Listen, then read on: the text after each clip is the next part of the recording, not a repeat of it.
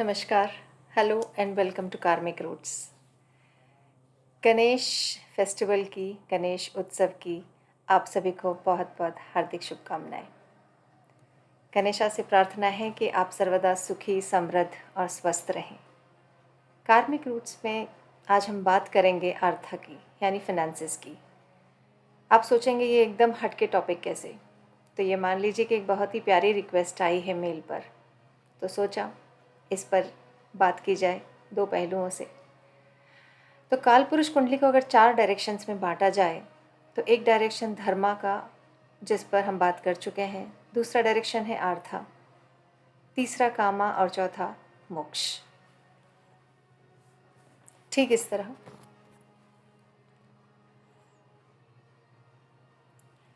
यानी इंसान के जीवन को अगर 4 इम्पॉर्टेंट पिलर्स में बांटा जाए तो धर्मा यानी राइटियस एक्शन, धर्म की कसौटी पे खरा पैसा, कहीं नौकरी करके कमाया हुआ या व्यवसाय यानी बिजनेस करके कमाया हुआ। आप कहेंगे कि बिजनेस में तो बेईमानी होती है, बिल्कुल सही, पर आटे में नमक जितना करेंगे तो वो आप अपना और अपने परिवार का पेट पालने के लिए कर रहे हैं, और शास्त्र में इसकी अनुमति आपको मिलती है। पर अगर नमक और आटा बराबर करेंगे तो गाली ही पड़ेगी, है ना। आपने डाकू अंगुलीमाल की कहानी तो सुनी होगी। डाकू अंगुलीमाल की तरह सारे कर्मों के हम खुद जिम्मेदार होते हैं। जो लोग डाकू अंगुलीमाल के बारे में नहीं जानते, मैं उनको बता दूं कि अंगुलीमाल डाकू गौतम बुद्ध के ज़माने में जंगलों में रहता था।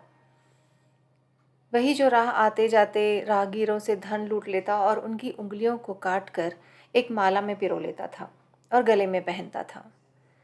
कहते हैं उससे जब एक बार गौतम बुद्ध का सामना हुआ तो गौतम बुद्ध ने उसे सही रास्ता दिखाया,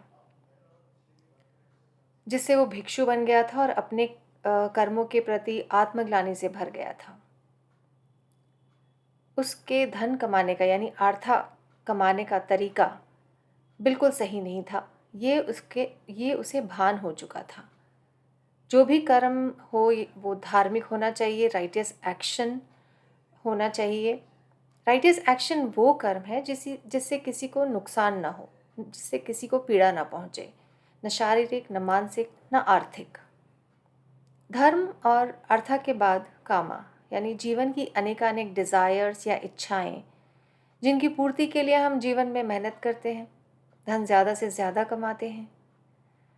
कुंडली में ये आपके रिलेशनशिप्स और सेक्सुअल डिज़ायर्स को भी दिखाता है, 7th हाउस। वैसे इस पे हम अगले वीडियो में बात करेंगे, क्योंकि डिज़ायर्स तो कुछ भी हो सकती है ना। आज बात करते हैं आर्था की।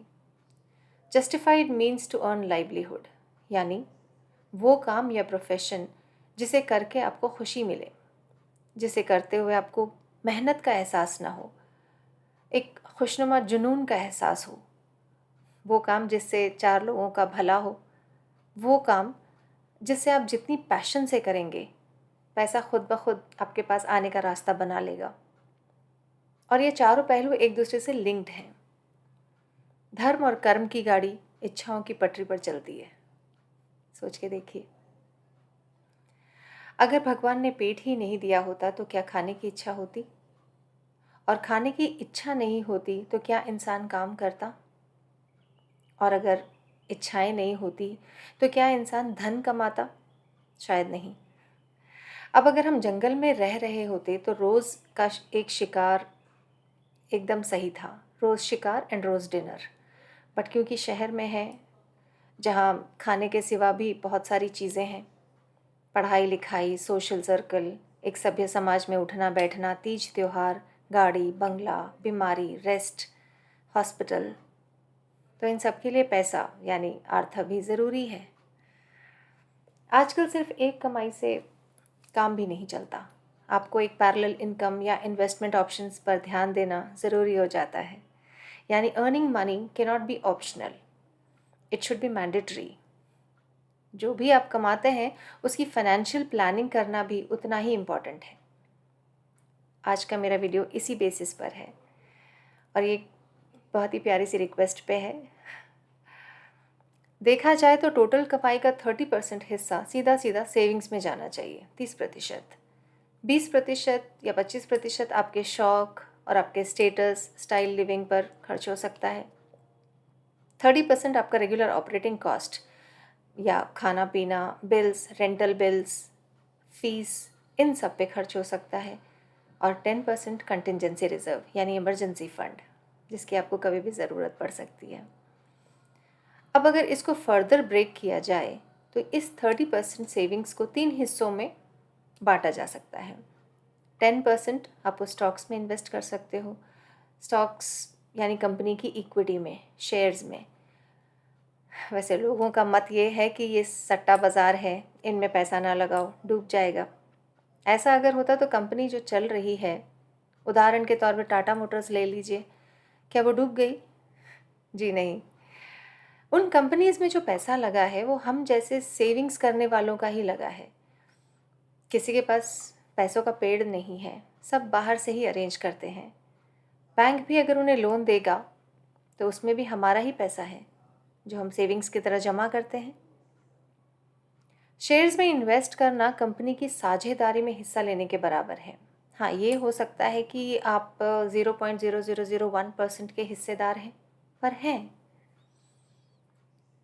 अलबत्ता ये देखने वाली बात है कि जिस कंपनी के शेयर्स में आप इन्वेस्ट कर रहे हैं वो किस हद तक भरोसेमंद है। सागर की बूंद का 100वां हिस्सा भी सागर का ही हिस्सा कहलाएगा, इसमें कोई दो राय नहीं है। मानते हैं ना आप? मगर चुनिए भरोसेमंद कंपनी को। अब अगले 10% सेविंग्स आप गोल्ड या सिल्वर या ज़मीन पर लगाएं।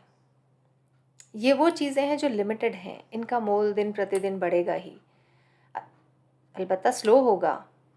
तो ये वो इन्वेस्टमेंट है जिससे आपके बच्चों की हायर एजुकेशन या उनके एम्बिशंस पूरे होंगे या उनकी शादी के खर्चे पूरे होंगे। भारत में तो शादी अपने आप में एक पूरे गांव की पार्टी है। और अब बचे 10%, ये मेडिकल रिजर्व है। इंश्योरेंस और मेडिक्लेम इन्वेस्टमेंट ये आपके पेरेंट्स के लिए है, क्योंकि पहले 10% से आपने अपना फ्यूचर सिक्योर किया आपके रिटायरमेंट के लिए, दूसरे 10% से अपने बच्चों का, और इस तीसरे से आप अपने अभिभावक यानी पेरेंट्स का फ्यूचर सिक्योर करेंगे। अब आते हैं आपके रेगुलर खर्चों पर। भारत में अगर घर में एक शादी 15 साल बाद प्रोजेक्टेड है तो भी उसके लिए बर्तन और रज़ाइयाँ आज से ख़रीदनी शुरू हो जाती हैं। तो ये कपड़े और जेवर का अंदाज़ा तो आप लगा ही सकते हैं। ये फ्यूचरिस्टिक खर्चे आज से 35-40 ईयर्स से पहले मायने रखते थे, जब शहर की सरहदें बहुत दूर हुआ करती थी, शहर बहुत दूर बसा करते थे, ट्रांसपोर्ट महंगा हुआ करता था और एक कमाने वाला कम से कम 10 लोगों का खर्चा उठाता था।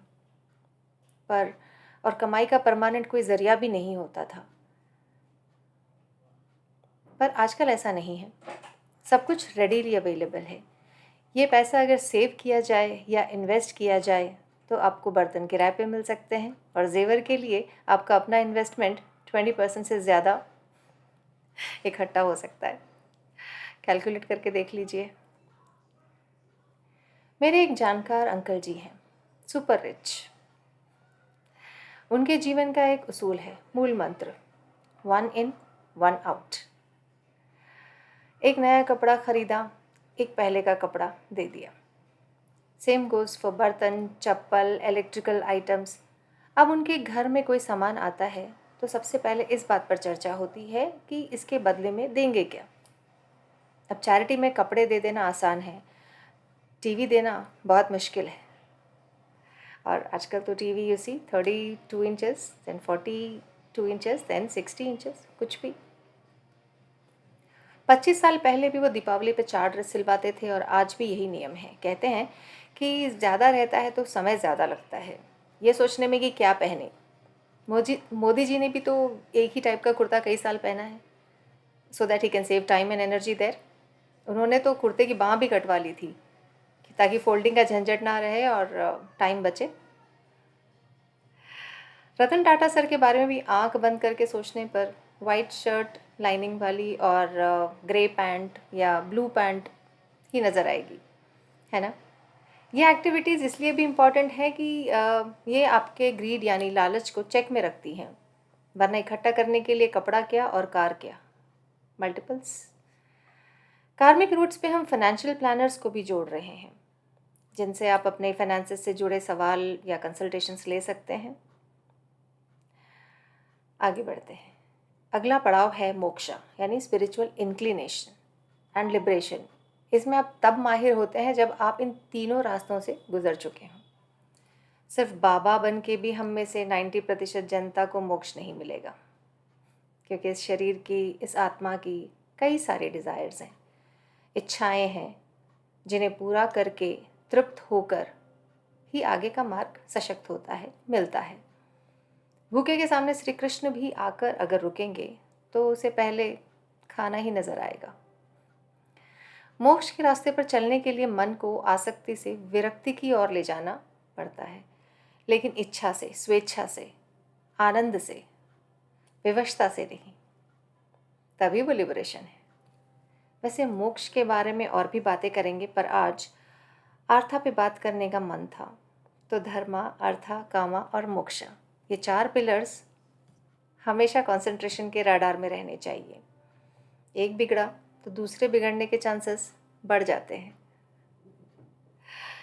कायेन वाचा मनसेन्द्रियर्वा बुद्ध्यात्मना वा प्रकृते स्वभाव करोमि यज्ञम सकलम परस्मै नारायणायति समर्पयामि। अर्थात all that I do with my speech, my actions, my intellect, body, feelings, I surrender it to you, O Supreme Ishvara, Narayana. Be my guide. Agya.